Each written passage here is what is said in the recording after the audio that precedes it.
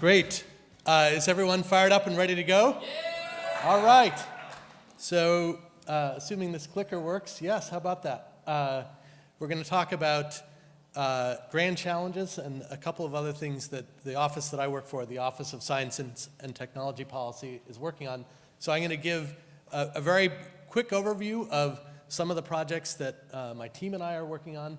I'm going to talk about the importance of grand challenges or 21st century moonshots. And then I'm going to talk about the role that innovation technology can play as a really powerful lever for solving a broad range of big national problems. So I've got a team of about 10 rock stars in the White House in the Office of Science and Technology Policy. One of them is right here, Doug Rand, who helps lead our efforts on Startup America. But we have efforts going on in big data, the convergence of biology, physical sciences, and engineering, educational technology, creating a DARPA for education, grand challenges, which I'll be talking about in more detail, high-scale immigration. Last year, working with Congress, we were able to pass legislation that gives every agency prize authority for up to $50 million, which is a fantastic way to engage innovators and entrepreneurs. The role that innovation can play for global development and global health. USAID is making an announcement today. They're investing $130 million in 7 universities that are going to focus on breakthrough technologies for global health and global development. The maker movement, how do we democratize the tools that are necessary to design and make just about anything, particularly for kids. The Materials Genome Initiative, an effort to reduce by 50% the time required to develop advanced materials. The President's National Innovation Strategy, NANO, investing in next generation networks like terabit networks and software-defined networking.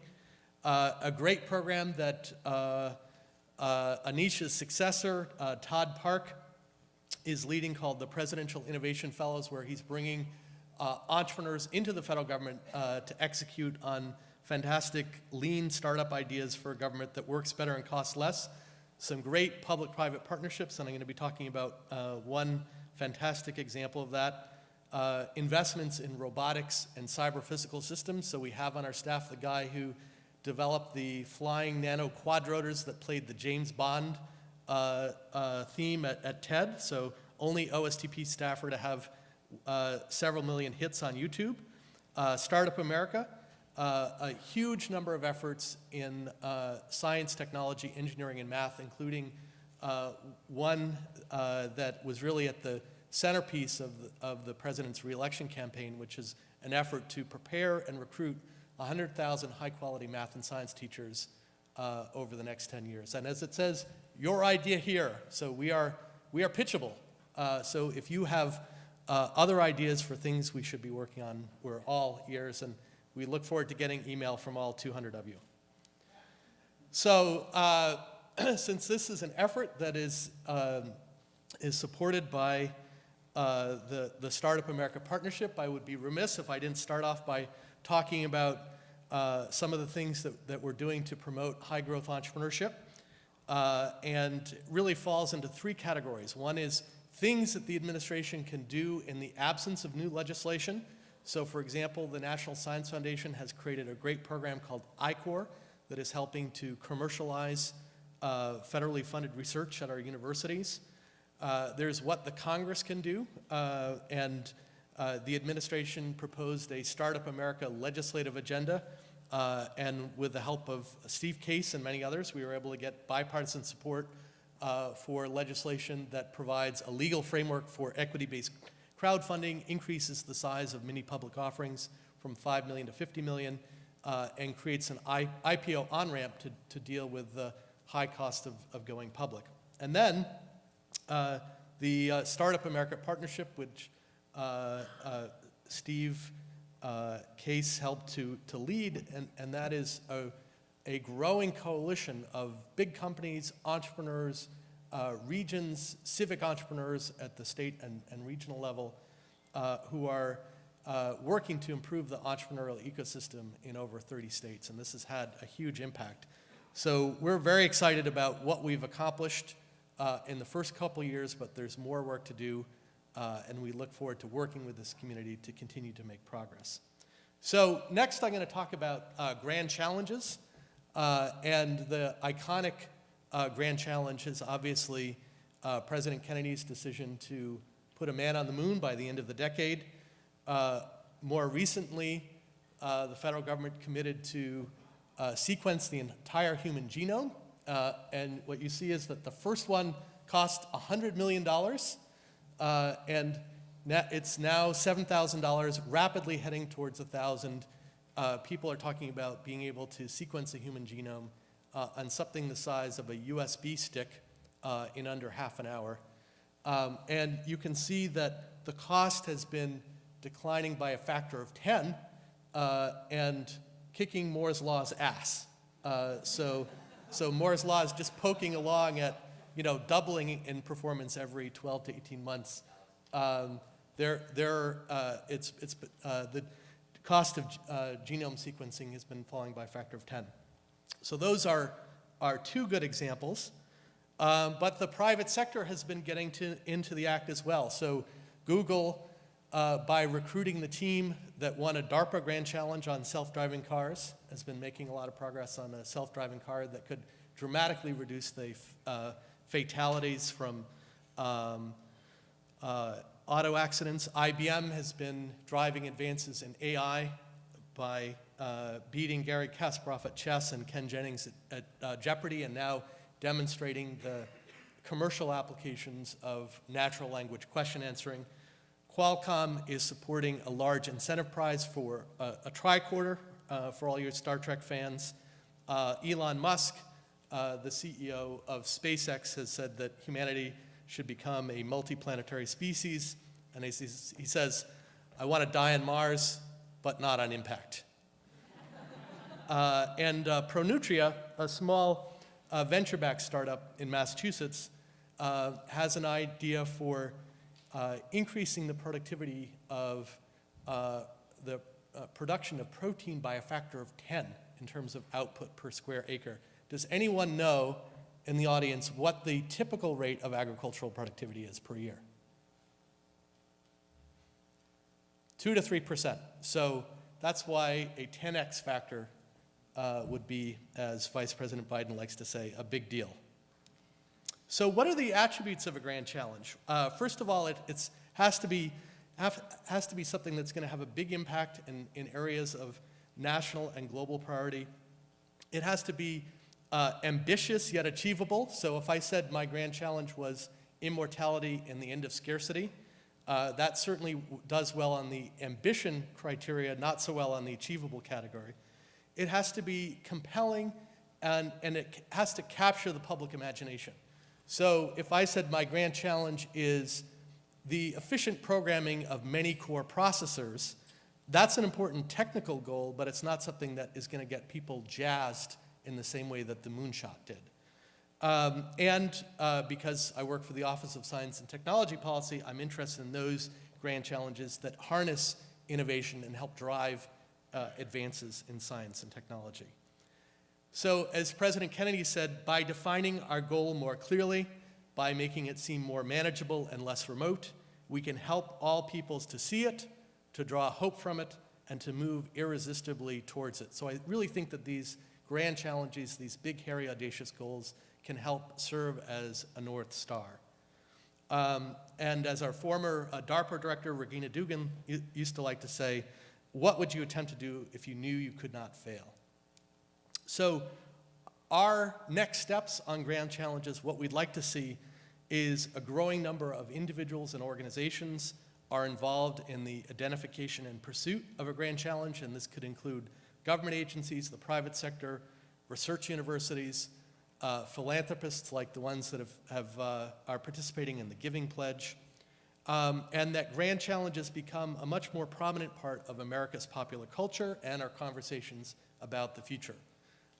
One of the things that people have observed, including Dean Kamen, is that in a free society, you get what you celebrate. And Tom Friedman noted that part of our problem is that in China, Bill Gates is Britney Spears, and that in the United States, Britney Spears is Britney Spears. So hopefully, when we have these grand challenges, we intend to work with Hollywood and with America's media companies and storytellers to make the scientists, engineers, and entrepreneurs that are pursuing these big goals the rock stars of the 21st century. So if you're interested in getting involved, please send us an email at challenges@ostp.gov.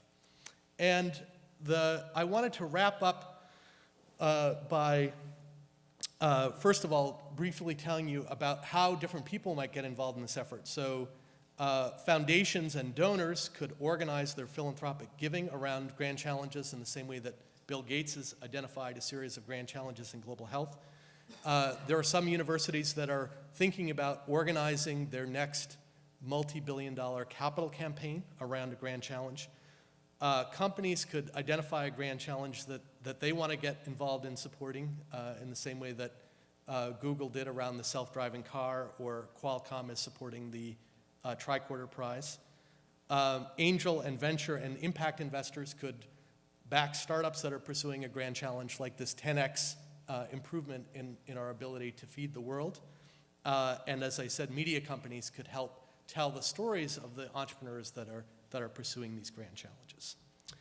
What I wanted to talk about next is, because there are a lot of IT startups in the room, what are some of the ways in which information technology can help address major national priorities? And as you know, the information and communications technology revolution has continued to make awesome technical progress, whether it's the original microprocessors having a few thousand transistors. Now they have over 2 billion transistors, 5.9 billion mobile subscribers, anyone with a credit card having access to a planetary scale supercomputer through the cloud, global internet traffic rapidly heading toward a zettabyte per year, startups being able to go from having 0 customers to 80 million customers in under 6 months. So the question that policymakers are interested in is, in addition to that, just serving as a driver of economic growth and job creation, are there some